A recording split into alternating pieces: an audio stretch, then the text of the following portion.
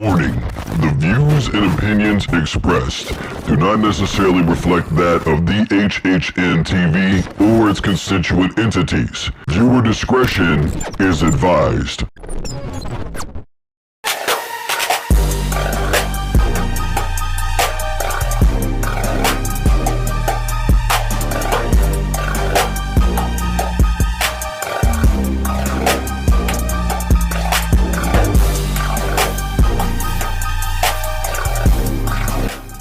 Hello everybody, I'm Drew Duncan. The show is Underground Sports, and we are live. Facebook, Twitter, and Instagram is all at Drew Duncan Radio. I am wherever you are listening to podcasts. Take a device to play Underground Sports by Drew Duncan. Or you can just Google Underground Sports by Drew Duncan. I'm going to pop right up. Plenty to get to today. Obviously, we're going to be talking about Dak Prescott. We're going to be touching a little bit on the Tyreek Hill situation.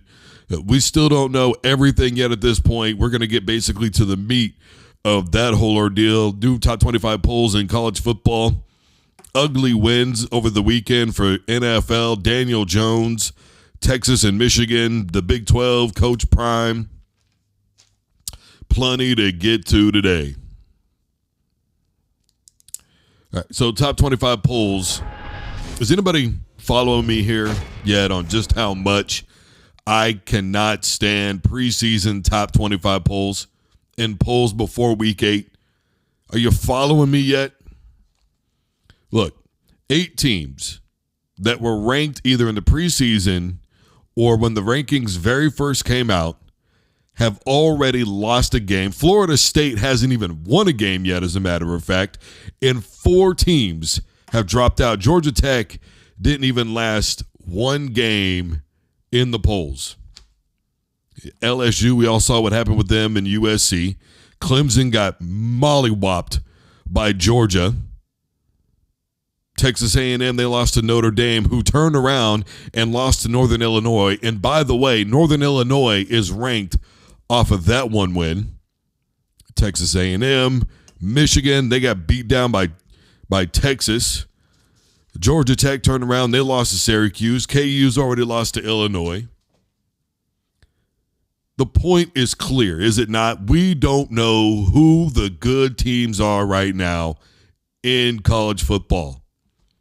It is way too early to make an assessment, a judgment. Right now, we can assess game to game, but Boston College just found their way into the top 25. Is it because they beat Florida State? Georgia Tech became victims of one game that they won. I'm surprised Syracuse isn't in the top 25 after they beat Georgia Tech. That Georgia Tech win over Florida State literally holds no water now, unless you're saying Boston College's win over them does, which to me would not make any sense. I really just don't get it.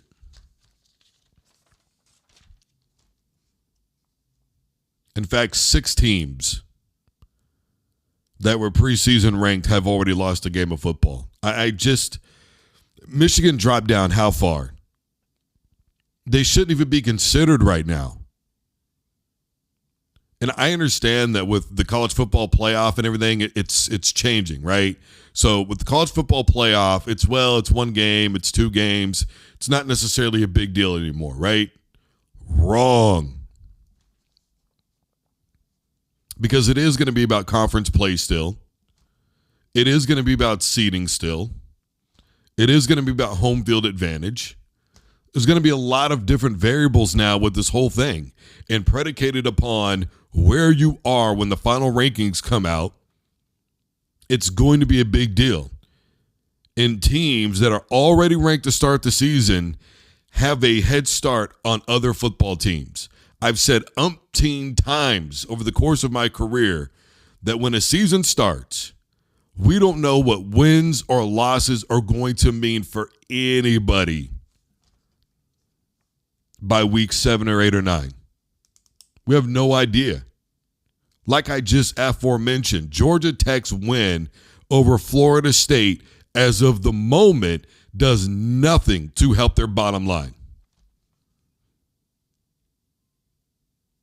Certainly not the loss to Syracuse. And that's coming from a lifelong Syracuse fan. And look, as proud as I am of that win, I'm not blinded by the fact that Georgia was ranked 23rd going into that football game. Sure, Kyle McCord played great football. Still don't have a run game.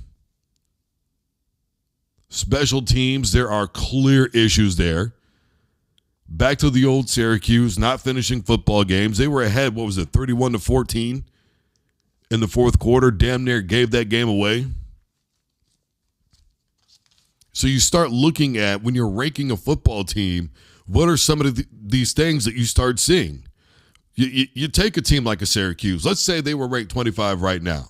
Clear flaws. Flaws that will not carry you into the championship weeks, into the college football playoff. They're not going to serve you any purpose. These rankings do nothing right now. I'm not even really sure there's a need for a ranking system anymore. We just need to go to a straight-up playoff format where there is no voting, because everything in college football right now is a fucking beauty pageant. We're not judging people on how they win. We're judging them on how the team looks when they win. Okay, who were they playing against? Was there a matchup problem? Is it a personnel issue? Is it a coaching problem? Are players just not as good as we thought they were? I mean, you take a look at Haynes King. One of the things that I talked about was the first game against Florida State. He had guys wide open on multiple occasions that should have been touchdowns, missed throws. That's exactly how it went down against Syracuse. The run game was not there for the majority of that football game. And so that was what got the better of Georgia Tech, because they didn't have enough from their quarterback to be able to carry them through that football game, let alone the season at this point. I mean, KU. What was so special about them? You have all these Power 4 conferences that are given all this privilege right now, and they don't deserve it. Speaking of Power 4, can you believe that somebody potentially from the Big 12, not even potentially, it'll be automatic. I've already talked about KU. Oklahoma State, they beat Arkansas, but they beat them in, double overtime? And then on top of that, their best defensive player, he's going to be out probably for the season. At least that's what Mike Gundy's saying. Colin Oliver, he's probably gone. Cam Rising got hurt. It's, quote, not that serious, but without him in there, they didn't look great at all. Daniels threw 3 interceptions in that loss against Illinois. Kansas State didn't exactly look phenomenal against Tulane. Arizona's still in the top 25, and against Northern Arizona, what was the final on that one? 22-10. They looked horrendous. You know, I said at the beginning of the season that if this was going to be the year for Colorado, this was going to be the year for Colorado. You got one more with Shador, you got one more with Shiloh, and you got one more with Hunter. This is it. This is your shot. And they didn't impress. They didn't look good at all against North Dakota State. Let's not forget that it was all the way from October of last year since they had won a football game. And when they finally did, it was an FCS football team, Division II, whatever you want to call it. Somebody's going to say, well, come on, look at how well they do against who? Minnesota, Arizona a couple of years ago, they lost that football game. Arizona didn't even finish with a winning record, if I remember correctly. So here we are, this part of the year, and the Big 12 doesn't even look like they should be a Power 4 conference anymore. Utah was probably going to be your premier team, along with potentially Oklahoma State. A lot of people were really hoping for Colorado. You know the Big 12 was, because they needed somebody to carry the Big 12. Because the Big 12 has literally done nothing over the last 15 years. except for get dominated in college football playoff games when they've made it. It's still been since 2006 when Vince Young ended up taking on USC, because it was Vince Young. Won that football game. Since then, nothing. 2009, got beat by Bama. OU in the college football playoff, 3 out of 4 showings. They've been blown out. They blew the lead against Georgia. I've been screaming for years that the Big 12 is overrated.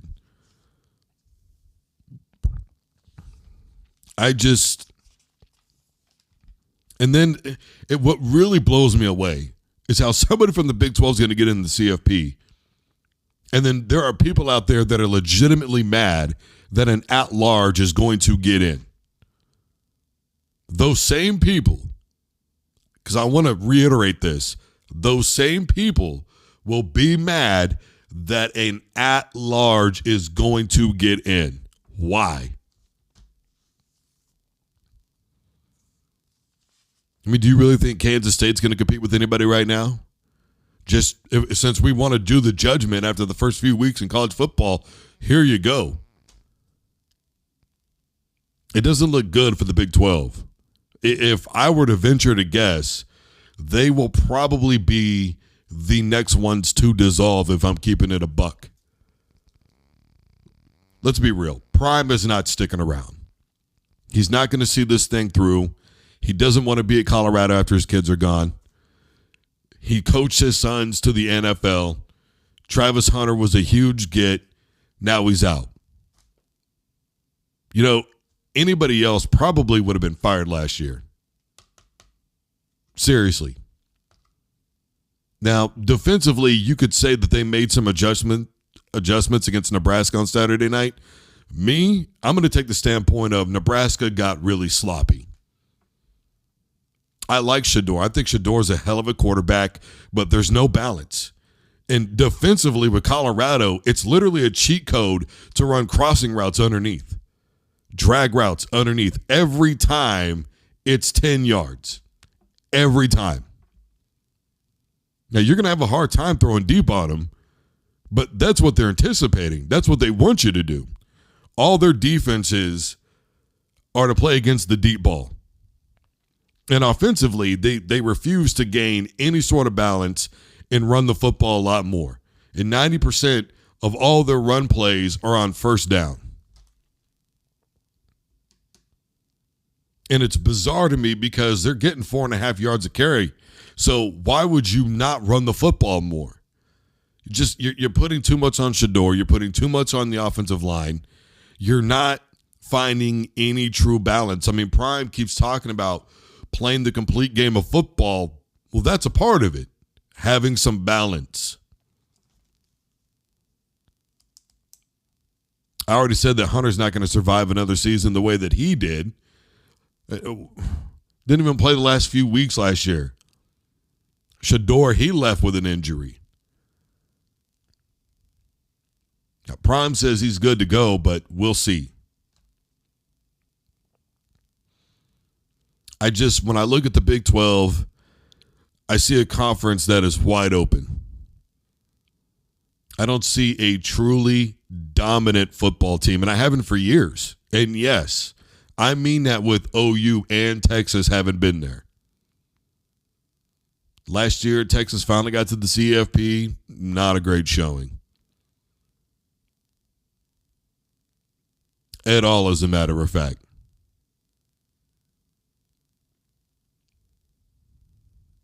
I, for one, have felt like and will always feel like the Big 12 was overrated because where you're supposed to be top-heavy at, your top-heavy teams, they did not produce enough. They didn't do anything. Nothing special. All you're worried about is college football playoff. All you're worried about is college football playoff. Nah. You know, I felt this way when Bob Stoops was at OU. You go look at his out-of-conference wins against top 25 teams or teams that finish above 500, less than 50%. He was 8-9 in bowl games. got hosed by USC.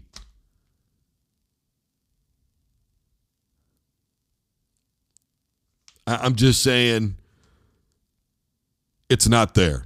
And with OU and Texas gone, it left everything wide open, and then nobody stepped up and took control. That's all I'm saying. And look, as far as Coach Prime goes in Colorado, anybody who's followed my show knows that I have been a major supporter of Coach Prime. There are some things that you are not going to change my mind on. You're not going to change my mind on the fact that Colorado State was headhunting this year, or last year, I should say. We'll see what happens this weekend. Still not a Norvell fan as a result of that game. He knows exactly what he did. He put his kids up to headhunting. Why do you think Travis Hunter acted the way he did about it when Blankenship went to him and said, look, man, that's my bad? You think he didn't have a conversation with him about what Norvell was doing? It was obvious. And don't tell me that it wasn't. 7 yards into the end zone, trying to pull the football out and then shove him into the goalpost. You can't be serious right now. What about what Shedeur did? Look, man, after a while, you can only take so much. Did you know that? You can only take so much. Every team last year, they were running fake punts on Colorado. They did not want Shedeur to get the football back. Anybody who's worth their salt knows that he's a damn good quarterback. Anybody. He's going to the league. There's no doubt about that.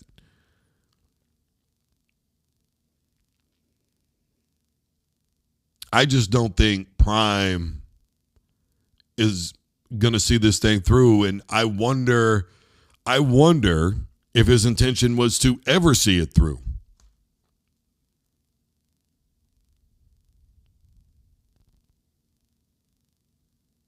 You know, I've talked about it a few times already.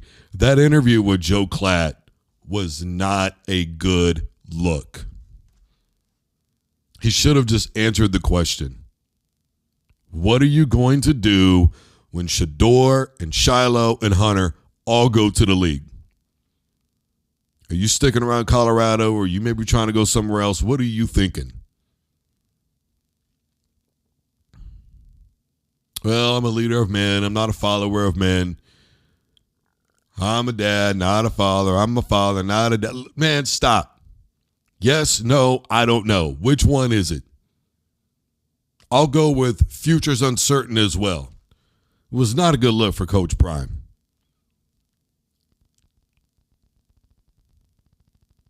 Again, there are things you're not going to change my mind on. You're not going to change my mind on what he did with the transfer portal last season. Now, this season, I felt like it was a stretch. You got to get guys integrated. You got to get them into the system. You know, obviously, you're recruiting offensive line. That's fine. Again, you're not running the football enough to really justify an offensive line. I can appreciate the attention that he's brought to the university. I don't know if people know this or not, but and this is for real, damn near up 50% is the enrollment of black students into the University of Colorado.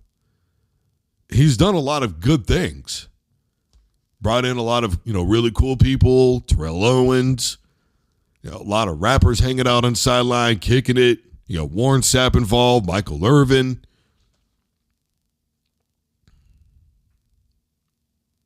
But see, though, the thing is it takes a while to develop that. People forget that it took Howard Schnellenberger a few years before Miami got to a championship game.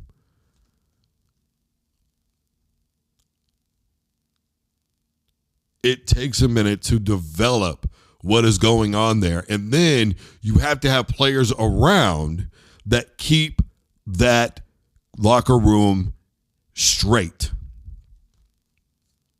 And when you're just transfer portal over 40 guys, you're not going to be able to develop that. Even some of your players who aren't that good, you got to keep them around because they understand what you are doing in the locker room. And they will be able to pass that along to some of the big dogs who will then take over and then develop that from there. I've always said that you don't give a coach less than 4, but you don't give them more than 7. And Prime isn't willing to give anybody any amount of time.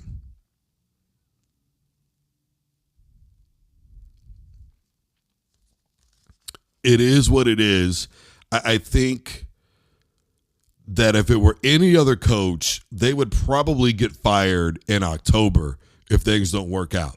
If we start seeing what we saw a season ago, mid to late October, November, a lot of coaches would not survive the season. They would have an interim coach, and that would be it. Prime is Prime, and so it's not going to happen. Now, I understand it's still early in the season, but this right now, these last 2 games have not been a good look. And the way that the season ended last year is definitely not a good look. So I would say that if Prime walks out of here with a 9 or 10 win season, you could almost call it a win. But the issue is that I don't know that he'll be able to truly compete for a Big 12 championship to get that automatic bid to the CFP. Because as horrendous as the Big 12 looks to me right now, I still don't think Colorado's good enough to make it out of there alive. I'm just saying. All right. So Tyreek Hill, that whole situation. So here's the long and the short of it. As of the moment of this broadcast, this is what I know.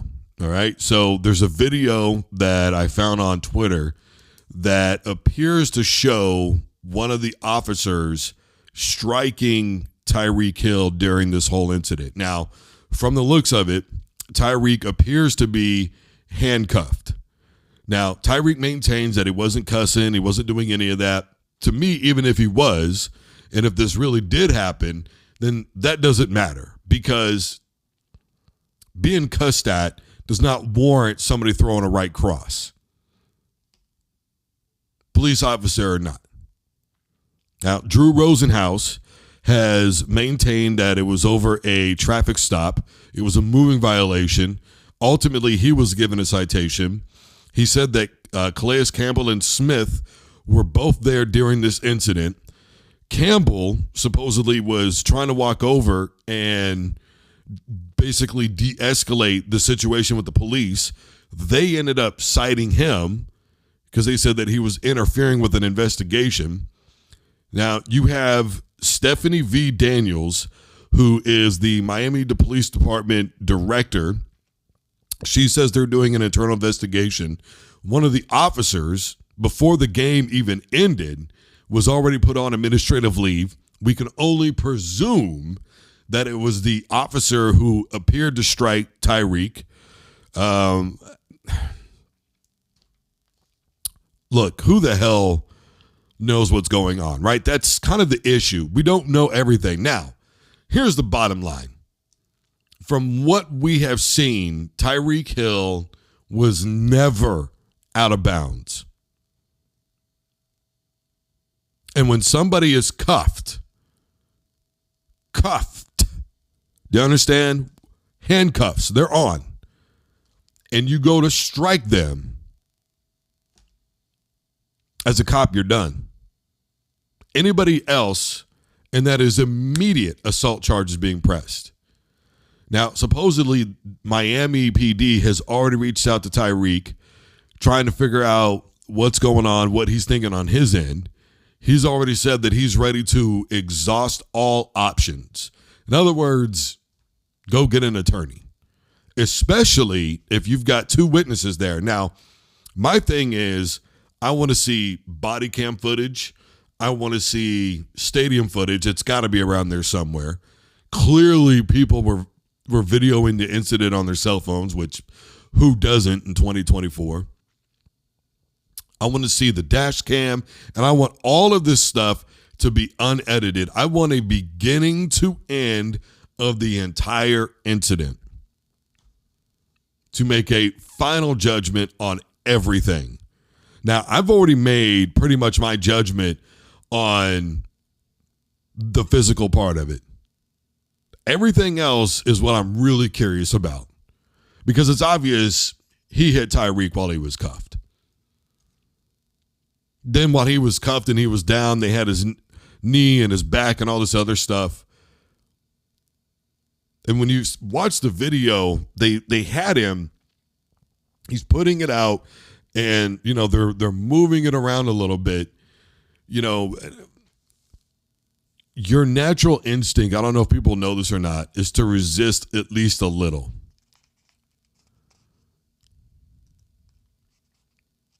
Now, let's say that they were justified getting him out of the car, because I know somebody's going to bring that mess up. Let's say they were justified. Okay, once he's cuffed, you're no longer justified. He's just standing there. Even if he's running his mouth, you're not justified.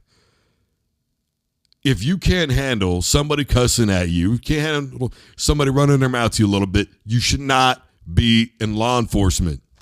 That's all there is to it. All the other stuff, the side stuff, we'll figure that out later, obviously. Just that video alone, right there. Bye. You're fired, bro. You're out. And that's all there is to it. Go look at what happened with Sonia Massey. That cop had a history of violence. He had been fired. He was looking for a reason. Now, I'm not going to make any judgments on whether or not these were crazed Jacksonville Jaguar fan cops, whether or not they had fantasy stuff going on. I mean, who the hell knows? I mean, I remember when the replacement officials were in the NFL, there were rumors going around that guys had refs coming up to them going, "Hey, man, hope you do well in my fantasy today," which, by the way, that compromises the game, but, the NFL swept that under the rug. I think the final thing for me here is, what is the NFL going to do? You have had athletes who had charges dropped. Hell, some of them didn't even formally have charges ever filed against them. And the NFL would still conduct an investigation to go, you violated our conduct policy. Now, somebody's going to say, well, the NFL has nothing to do with those cops. No, but that is their athlete. And they can still pursue and they can still file charges.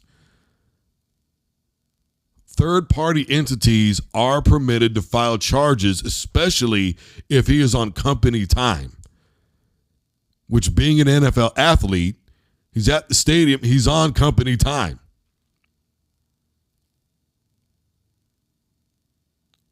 So, yes, the NFL can step in. They can absolutely use their power of influence to make sure that everything goes directly to the top. They could do all of these things. Somebody's gonna know somebody. Hey, man, why don't you push that thing forward for me? Thank you. Somebody's gonna know somebody. Guarantee you.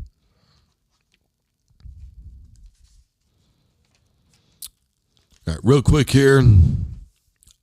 Ugly wins this season. The right goes to the left. This guy crosses here. He crosses here. They have no idea where we are, who we are, where we're coming from, or who we're throwing to. Man, I miss John Madden so much. Chicago. Boy, that was an ugly win.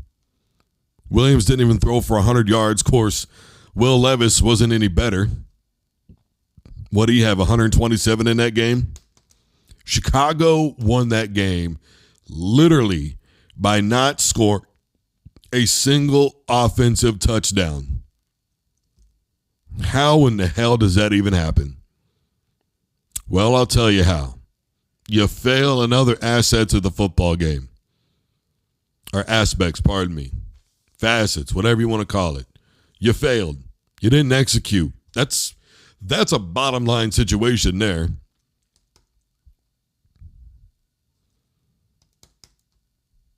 The INTs, which, by the way, didn't they force 3 turnovers in that football game?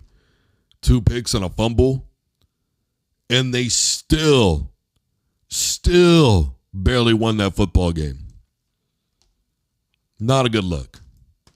Not a good look at all. Now, I will say this. They showed resiliency because they were down 17-0. Tennessee was dominating that football game. Defensively, they made a lot of adjustments. They got to a place where they were finally able to stop Pollard. He was running roughshod all over that defense for the most part. But I would have kept feeding him a little bit more, if I'm being honest. And they did such a good job of being creative at the beginning of that game, but it was almost like they ran out of play calls or something, man. You got to expand that playbook. I don't know how much they're maybe not trusting Will Levis, but at this point, you're just not going to have a choice. And that offensive line still hasn't got any better. I talked about it last season, talked about it the season before. Doesn't matter who you got back there. The worst offensive lines in the NFL belong to the Pittsburgh Steelers, the Denver Broncos, the Tennessee Titans, the Cincinnati Bengals, far and clear away. Those are the worst O-lines in the entire NFL. Same, and we could throw Cleveland in there too. I mean, at least against Dallas, they were horrendous. That was an ugly nightmare. People can blame Deshaun Watson all they want to. I'm not saying he was without sin, but man alive, no protection. You got to start wondering if those guys want to play for him or not. I talked about him being one of the best quarterbacks in the NFL. Let's not forget that without him, they were barely a 500 football team a season ago. With him, they were a winning football team. So all these people quick to jump the gun on Deshaun Watson this season, I would probably peel back on that. It is only week one. Caleb Williams, rude awakening in the NFL.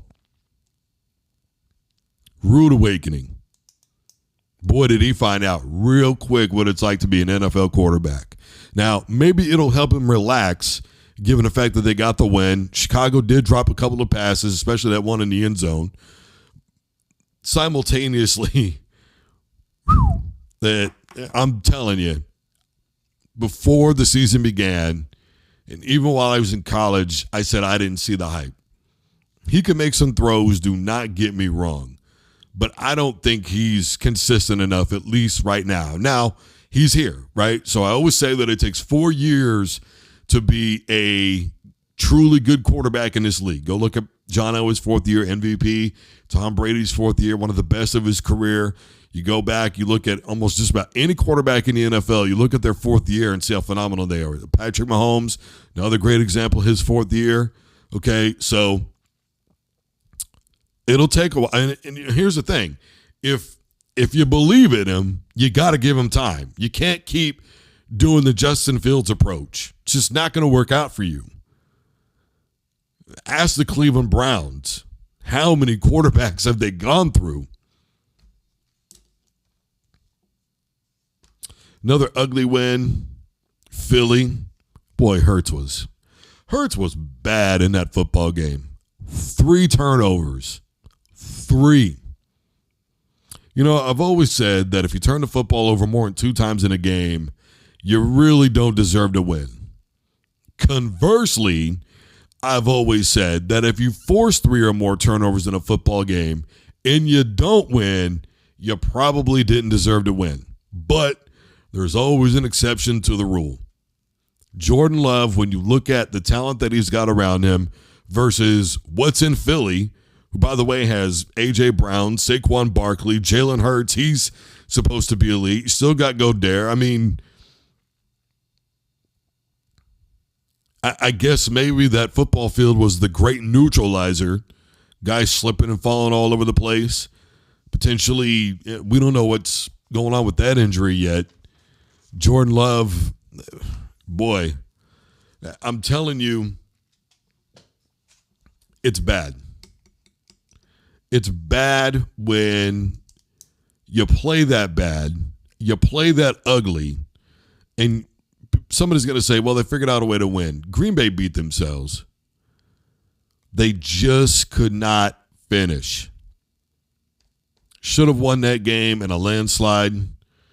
You know, I'm not one to blame that turf, but I am going to say that the NFL needs to do something because, you know, like I reported on about a week and a half, 2 weeks ago, was they're using all these new measurement tools, and they have all these specifications, and they want to make it to where everybody in the league's got to have the exact same specs and all this stuff. But then you go and you play a game in Brazil where it's a soccer field, and they're not going to make changes to their soccer field just because the NFL is coming to town once a year. They're not going to do that. So you're going to have to get your own stadium there, or go to some basically, high school and go, guys willing to do your turf a little bit differently? That's it. It's about all you can do. And I don't think you're going to do either one of those things. So another ugly win. Kansas City Chief fan, don't give a damn. It was an ugly win. Should have won that game running away. Should have been a blowout. But here we go again. The drop passes, the penalties, which, by the way, Baltimore was playing from behind the chains for nearly half of that game because apparently nobody knew where the hell to line up at. You had all offseason, you had all preseason to get this worked out. You had camps, you had drills, you had this, you had that. You didn't know where to line up at. How in the hell does that even happen? There's no way that Patrick Mahomes or Andy Reid or anybody on that football team didn't wake up on Friday and go, we probably should have been able to end that game early. We should have had them in a blowout in the first quarter. Instead, because of the drop passes, the penalties, poor execution inside of the red zone, Patrick Mahomes wasn't without sin, passes thrown behind guys in the end zone that lucky didn't result in an interception. Baltimore wouldn't have had that shot at the end of the game anyway. Then Isaiah Likely, to me, he was the MVP of that game, but I'm sure everybody saw where he said, that's the best Kansas City has, and they're not much. Broham, stop. You lost the game. Don't. But simultaneously, I kind of feel him. I mean, he's basically saying what I'm saying right now, and that is, we played bad, and you still barely beat us. To that level, I get it, but still probably chill a little bit, bro. So that was definitely an ugly win. And the final ugly win, Pittsburgh over the Atlanta Falcons. Man, oh man. Look, I am willing to give the Pittsburgh Steelers defense credit because of how they played in that football game, but Kirk Cousins literally was playing like he's got I don't care money. Seriously. I got my 50 mil, bro. We're good. Should have thrown more interceptions than he actually did. Into coverage all game long. And what did Justin Fields throw in that football game? 156 yards or something to that effect? He was missing guys that were wide open all game long. We're not talking about a couple throws here or there. Pickens, all these guys, they were having to literally dive all over the place trying to get footballs that were thrown completely the wrong direction. Short, high, behind, what? Too much heat, not enough heat. I mean, I tell you what, the people out there that are bashing Mike Tomlin, how do you win with quarterback play that horrendous? Your team is good in other facets. Ask the Chicago Bears. That's how you win. I tell you what, Falcon fan, it's probably not going to be long before you see Michael Penix Jr. I really thought it was going to be at least a whole season. I figured with the addition of Kirk Cousins that you were at least, and I mean at least, a 10-win football team. They're going to be in debt, and he knows it. His money is coming to him whether they like it or not. I don't know who you are going to find that is willing to take on that contract. I know if I were a GM, I certainly wouldn't. I'm telling you that right now. All right. Final thing here, real quick. Daniel Jones, Philly fan, is loving it. I still cannot believe that the Giants were willing to post that phone call for everybody to see. Everybody. And thought that was a good idea. Saquon had 3 touchdowns. He literally carried the Eagles to that win. Literally. But you would rather pay Daniel Jones. Man, you're cooking. Now, I understand that Saquon's health has been a thing. Do not get me wrong here. I've talked about it. Everybody knows about it. But still, the one good year that Daniel Jones has had, that was the year that Saquon was healthy. And they were unsuccessful in the playoffs. So the reality is you got rid of your best player, the one remaining piece of the puzzle on that football team, because you didn't want to pay him. You said you didn't want to go through the whole thing again. All right, bro, congratulations. You just did the worst thing possible. No wonder everybody thinks they can do these jobs, because stuff like that makes it look easy, because to everybody else, that is a no-brainer. Seriously. All right, Texas, Michigan. I did promise I'd touch on this. Look, Isaiah Bond really opens up the field. I picked Michigan because I thought their defense was still good enough. In the second half, they did make some adjustments. They really did, and they played really, really good defense in the second half. My question was offensively, and I said that a low-scoring game would benefit Michigan, and it would have, but they couldn't stop Texas. And at the beginning, Texas had a couple of really big plays and some penalties set them back. But then after that, because of how inept Michigan is offensively right now, nothing there. Nothing there. Now, Texas, I still maintain 8 or 9 wins this year. I don't know that in the SEC they'll have enough defense to keep up with some of the other teams. You know, Alabama had a hard time with USF. Georgia still looks like Georgia for the moment.